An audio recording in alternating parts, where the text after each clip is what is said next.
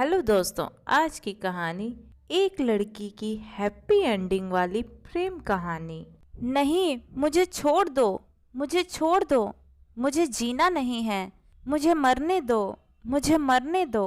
Paramhans mental hospital के ward number 3 से आवाज आ रही थी। 26 साल की आयुषी 60 साल की ऐसी महिला लग रही थी जिसके चेहरे की चमक चली गई थी। सांवला रंग, लंबे बाल, आयुषी मूर्ति सी लगती थी, पर आज वह पत्थर जैसी सख्त लग रही थी। वह 1 महीने से वहां भर्ती थी क्योंकि उसका मानसिक संतुलन बिगड़ गया था। उसका केस देख रहे डॉक्टर नेहा पाटिल ने उसके पिछले जीवन के बारे में जानना चाहा। उन्होंने सभी जानकारी उसके गांव हल्कापुर यहाँ जाकर ली। वह एक बहुत बुद्धिमान और बहुमुखी व्यक्तित्व की लड़की थी। उसे 12वीं कक्षा में 99% अंक मिले थे। उसके पिता चाहते थे कि वह डॉक्टर बने, लेकिन उसका एक अलग विचार था। वह एक शिक्षिका बनना चाहती थी। उसका मानना था कि भारत भविष्य भावी पीढ़ी पर निर्भर है। तब उसका भावी नागरिकों को लायक बनाने का सपना था। उसके पिताजी ने उसका दाखिला डीएलडी में करवा दिया। फर्स्ट ईयर चालू हुआ। 2 महीने में ही वह कॉलेज में मशहूर हो गई। सांवली होने के बावजूद भी वह गायन, चित्रकला और सभी कलाओं में पारंगत थी। इसके चलते उसने अपना एक अलग फैन बेस तैयार कर लिया था। उसमें आलोक भी था। आलोक बहुत सुंदर, गोरा, कद काठी में लंबा, पैसे वाले घराने का बेटा था। वह इस क्षेत्र में कैसे आया, यह तो प्रश्न चिन्ह ही था।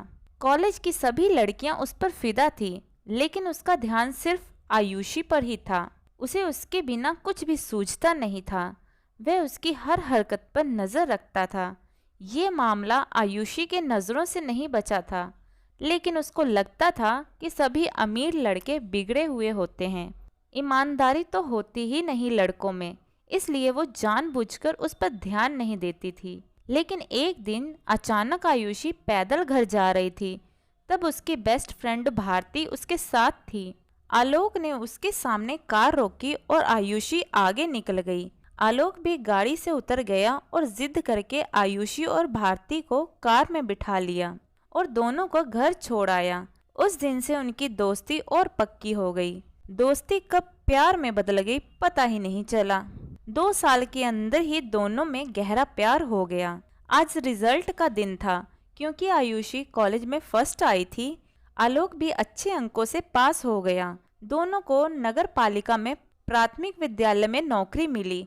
दोनों सेटल हो गए थे और सब कुछ अच्छा चल रहा था। लेकिन एक दिन अचानक आलोक के पिता ने इन दोनों को एक साथ देख लिया।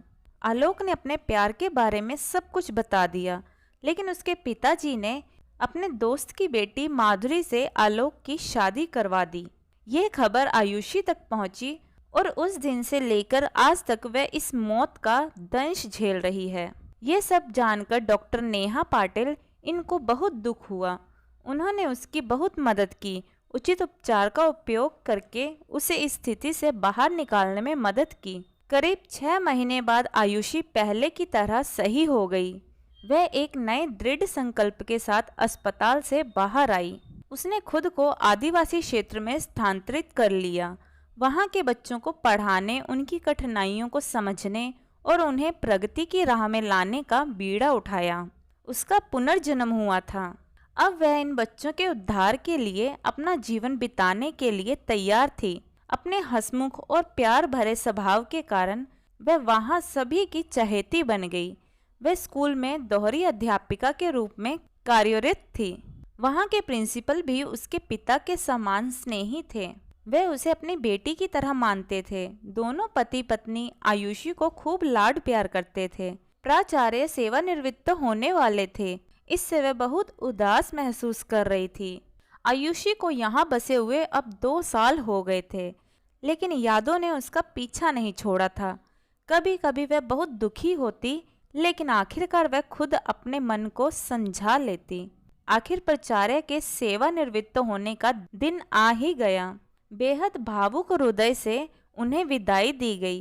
गांव वालों ने बड़ा आयोजन किया। आयुषी अकेली रह गई। उस दिन वह बहुत रोई। अगले दिन जब वह स्कूल गई तो उसे पता चला कि एक नए शिक्षक स्कूल में आए हैं।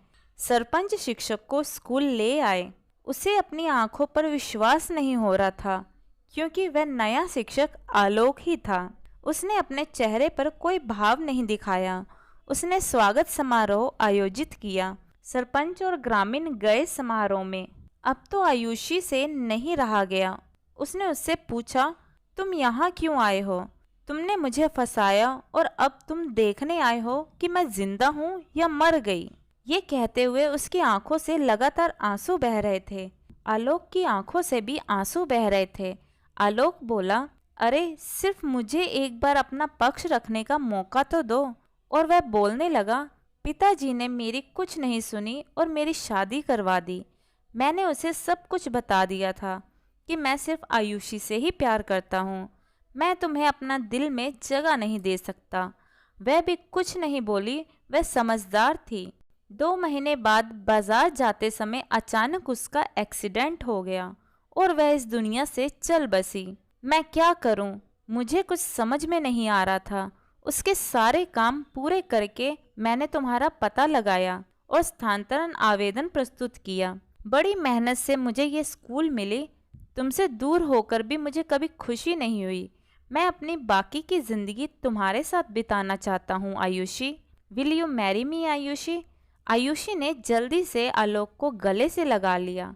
आलोक ने कहा कि नियति को भी यही मंजूर था। तो दोस्तों, आपको हमारी आज की यह कहानी कैसी लगी कमेंट करके ज़रूर बताइएगा। कहानी पसंद आई हो तो वीडियो को लाइक शेयर करें और चैनल हिंदी स्टोरीज डियर को सब्सक्राइब करना ना भूलें। वीडियो को पूरा देखने के लिए बहुत बहुत धन्यवाद दोस्तों। तो मिलते हैं अगली कहानी में, तब तक के लिए जय श्री कृष्णा।